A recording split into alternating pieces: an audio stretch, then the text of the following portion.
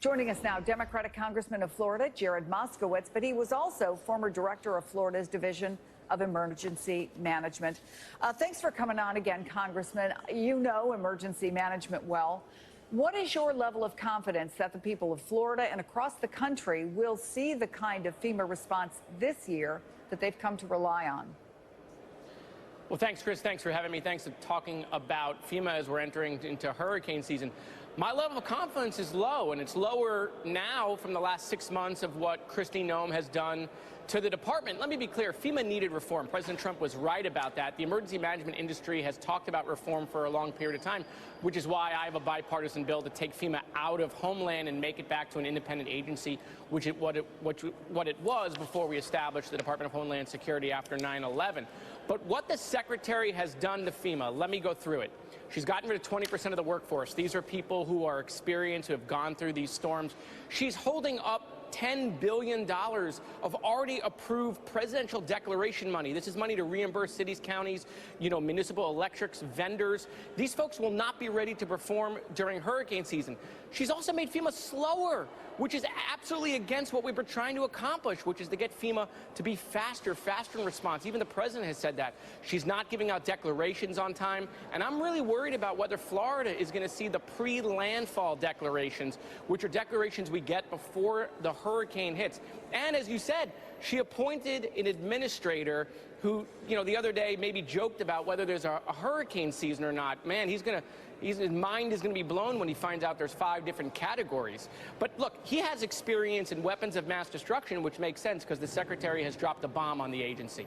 And so I am deeply worried about what's going on in FEMA. And so let me say this again. FEMA needed reform, but what they have done, what the Secretary has done, has turned FEMA into the Newark airport.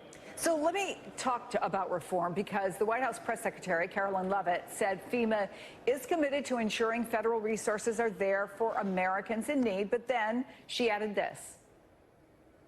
The president continues to review requests for emergency aid and carefully considering them. However, this president has made it clear we're not going to enable states to make bad decisions with federal tax dollars and then have the federal government later have to bail these states out. We want to see states be responsible with their tax dollars to do as much as they possibly can, and then the president will deeply and thoughtfully consider any requests for federal aid that come to his desk. So, Congressman, do states and even counties have a responsibility to act more resourcefully and independently than they have in the past?